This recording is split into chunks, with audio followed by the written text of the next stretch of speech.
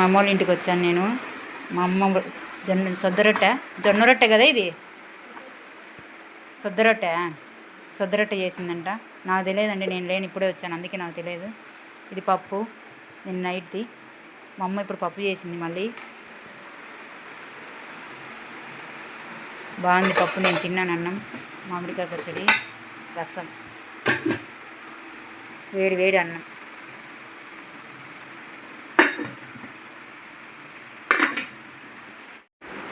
కర్బూజకాయలు కొన్నామండి ఇప్పుడు.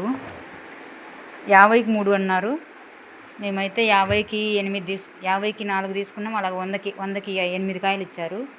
దోసకాయలు, శనక్కాయలు తినేదానికి దండిగా ఉన్నాయండి ఈరోజు. రోజు మామూలుగా ఏం లేవని వెతుక్కుంటాను.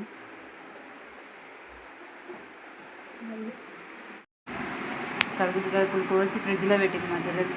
స్ప్రైట్, మాజా, మా బుడ్డోడికి మాజా వస్తుందండి. మా ఇంటి దగ్గర చెట్లున్నా కూడా